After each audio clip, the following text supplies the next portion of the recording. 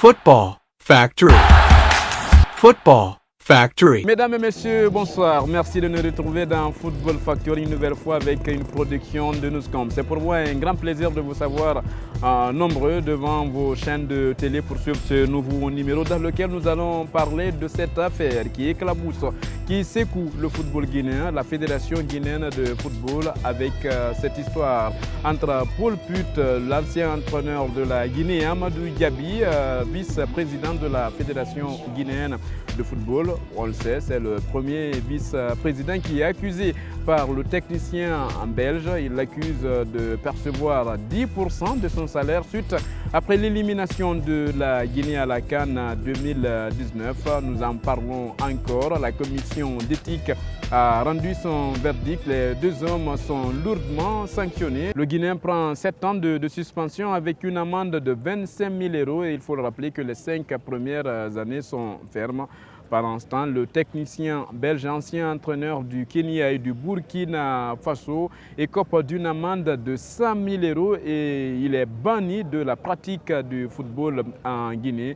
Comment nous sommes arrivés à ce niveau? Quelle est la réaction du camp d'Amadou Diaby? Les avocats d'Amadou Diaby étaient face à la presse au lendemain de l'annonce de la commission d'éthique.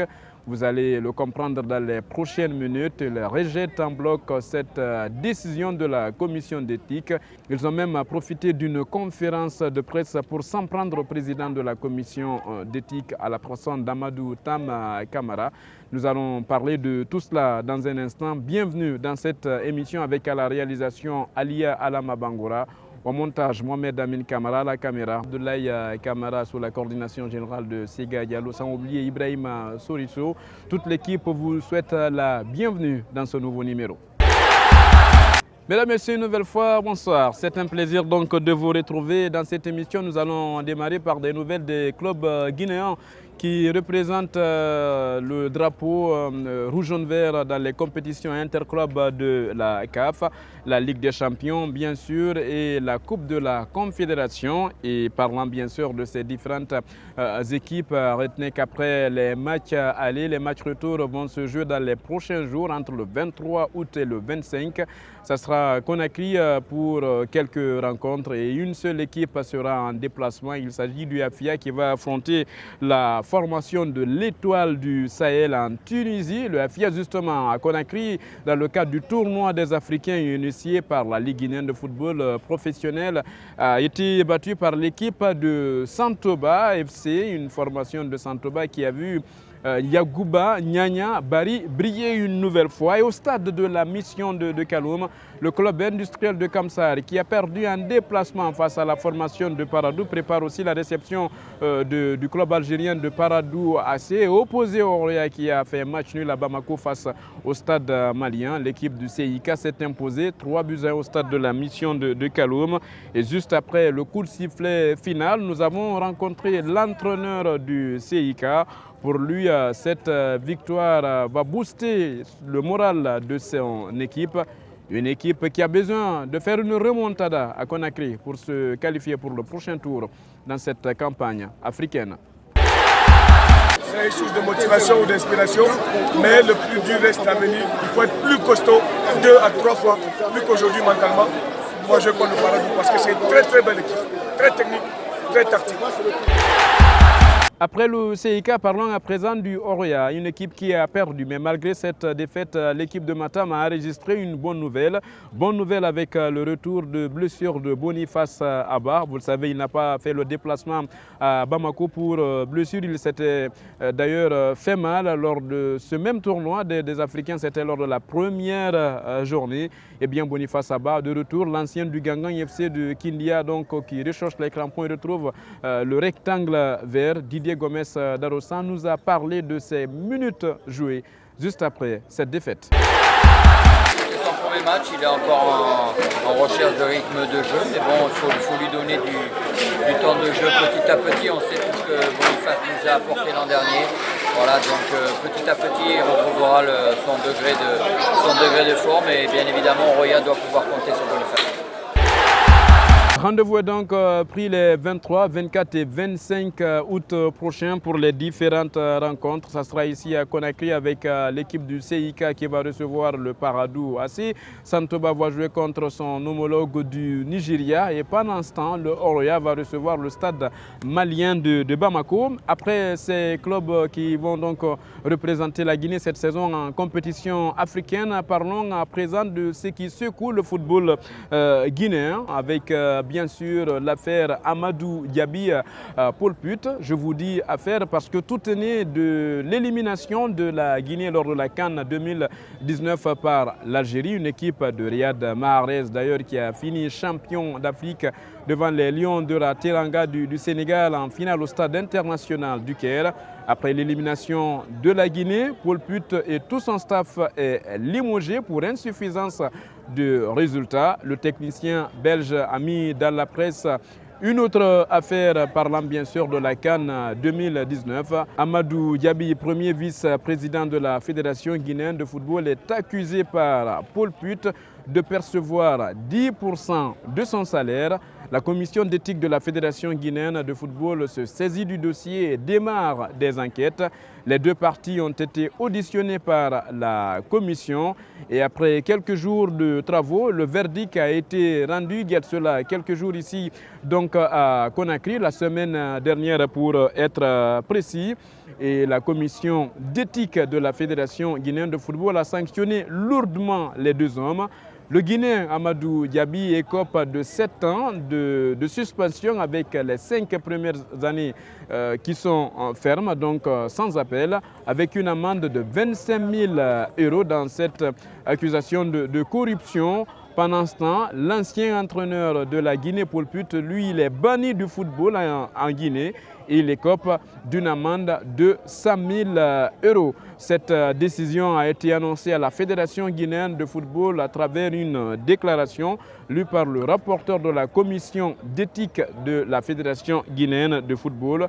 Et juste après, les avocats d'Amadou Diaby ont animé une conférence à la maison de la presse ici à Conakry, dans la commune de Ratoma pour être précis, à Kipé.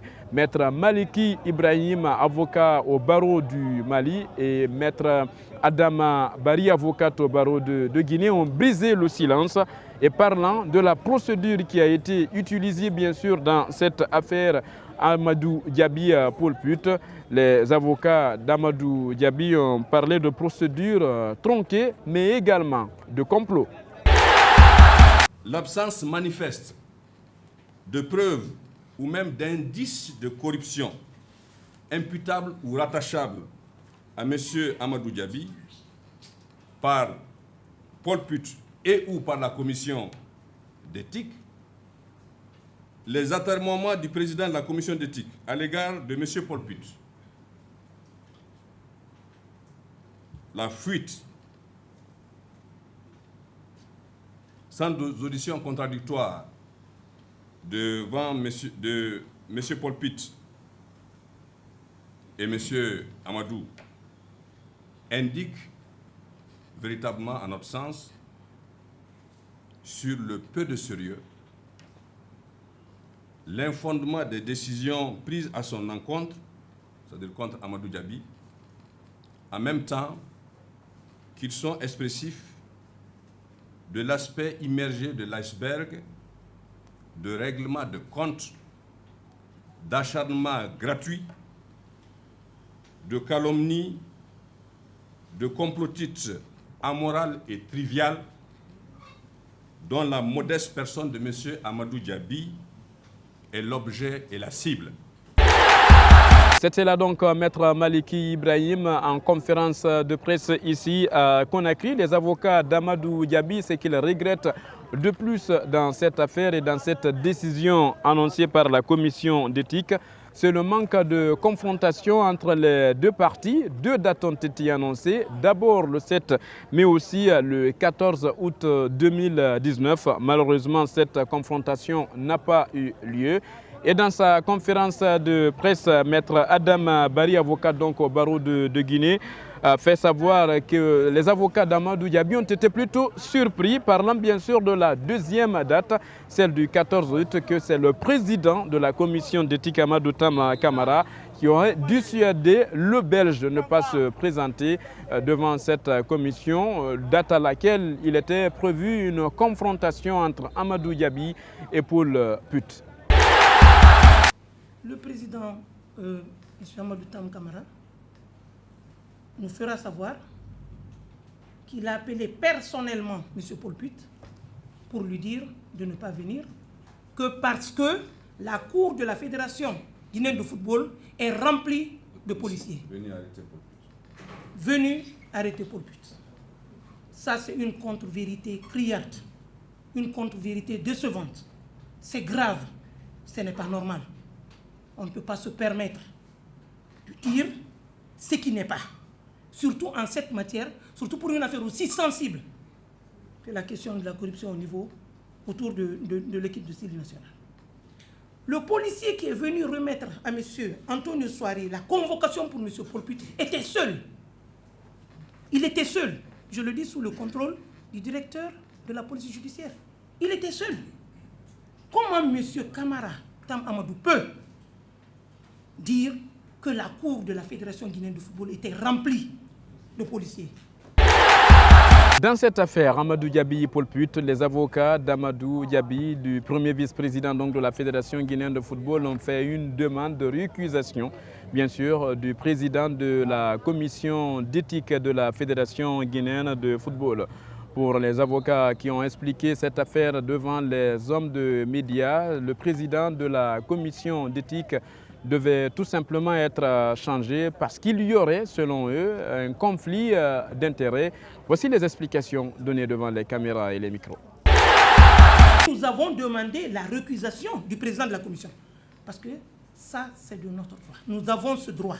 À partir du moment que vous doutez de l'impartialité d'un président de la commission, c'est la loi même qui le prévoit.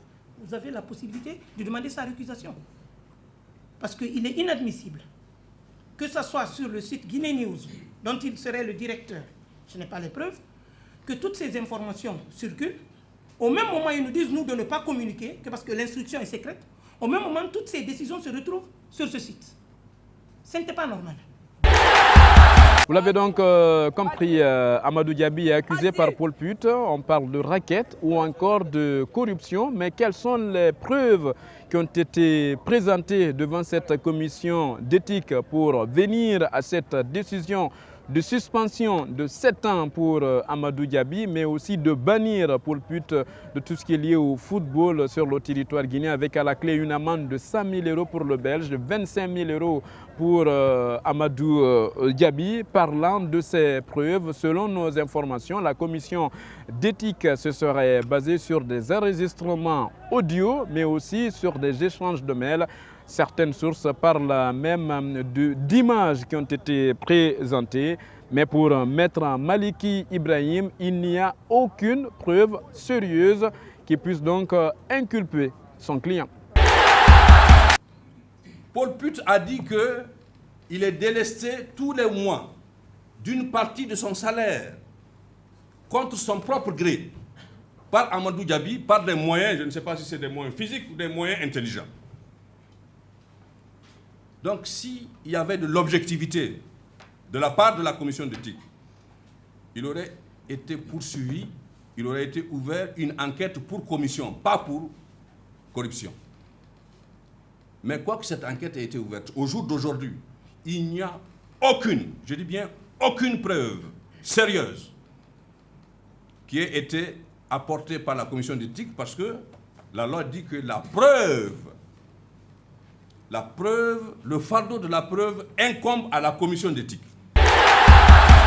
Avant de terminer ce dossier, Amadou Diaby, Paul Put, compte de cette nouvelle émission Football Factory, mesdames et messieurs, revenons sur la décision du vendredi, la décision annonçant la suspension d'Amadou Diaby, mais aussi avec cette amende de 25 000 € et bien sûr au même moment, cette décision concernant Paul Put a été annoncée. Je rappelle Paul Put qui n'est plus visible en Guinée, qui est sorti plutôt du pays alors qu'il était attendu pour une confrontation face à Amadou Diaby. Les avocats d'Amadou Diaby, entre autres aussi, je rappelle, avaient porté plainte pour diffamation contre Paul Put lors de cette enquête de la commission d'éthique de la Fédération guinéenne de football, parlant de la décision de la commission d'éthique pour mettre Adama Barry. C'est une décision qui n'a aucune valeur juridique.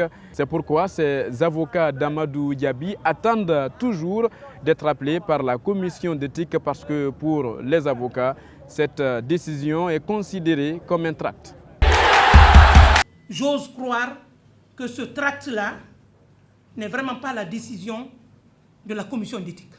Parce que ce n'est pas une décision, elle ne produit aucun effet juridique, on ne nous a signifié aucune décision.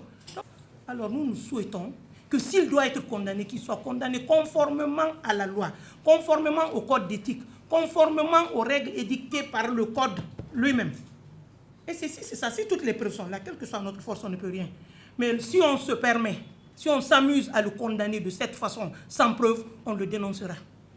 On ne restera pas tranquille. En 19 ans, je n'ai jamais fait de conférence de preuve. C'est la première fois parce que je suis choqué et outré par la manière dont cette commission a travaillé. La commission d'éthique a pris sa décision. Amadou Diaby est suspendu, ainsi que Paul Put qui est banni avec les différentes amendes qui ont été annoncées. Mais quelle sera la suite dans cette affaire? Les avocats d'Amadou Diaby ne comptent pas baisser les bras, ils ne comptent pas se laisser faire, bien sûr. Ils prévoient d'ailleurs d'aller plus loin, jusqu'au TAS, au tribunal arbitral de sport.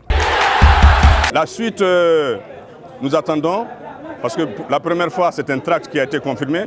Si ce tract aussi est confirmé, dès que ça nous sera notifié, la décision, nous allons, si ce n'est pas en notre faveur, nous pourvoirons contre cette décision devant la commission des recours de la FGF, ou s'il y a lieu, devant le TAS.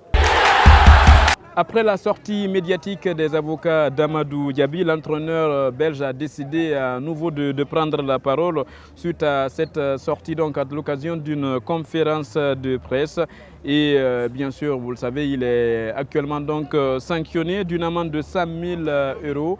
Eh bien, dans sa sortie médiatique, dans un communiqué qui a fait le tour du web, Paul Put abonde dans le même sens que les avocats d'Amadou Diaby en disant, je cite, « J'ai subi des pressions d'une seule et unique personne. J'ai été racketté par le premier vice-président de la Fédération guinéenne de football en me faisant croire que c'était avec la bénédiction et l'accord de la Fédération. Et j'ai cédé. » Alors Paul Put parle bien sûr toujours dans le même communiqué, faisant allusion bien sûr de cette affaire. Selon le technicien belge, il n'a jamais corrompu et personne ne l'a corrompu. Il parle plutôt de racket sur son salaire d'un taux de 10%.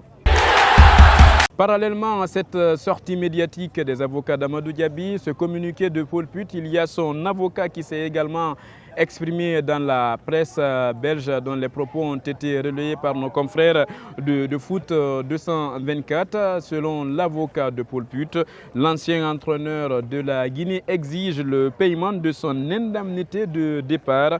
Sinon, il va saisir le TAS, la CAF et bien sûr la Fédération internationale de football. Et s'il y avait un flou qui régnait sur la présence ou non de Paul Put en Guinée, il était difficile de le savoir. C'est son avocat donc, qui l'a confié chez nos confrères belges alors que le flou planait encore sur la présence du technicien à Conakry. Pour lui, tout a été planifié par la Fédération guinéenne de football. Il a dit, je cite, « Paul Put n'était pas présent à la session de cette commission disciplinaire car il avait déjà quitté la Guinée au début de cette semaine. L'accord entre lui et la Fédération guinéenne de football avait déjà été rompu unilatéralement par le président de la fédération le 15 juillet après l'élimination en Coupe d'Afrique. » Fin de citation. Voici, mesdames, messieurs, comment on se quitte au compte de cette nouvelle émission Football Factory, largement consacrée à cette affaire Amadou Diaby, Paul Put. Ça a été un plaisir de vous servir. J'espère vous retrouver très prochainement avec les mêmes motivations et j'espère vous apporter surtout de très bonnes nouvelles parlant du football guinéen. Continuez à nous suivre, on se retrouve très bientôt.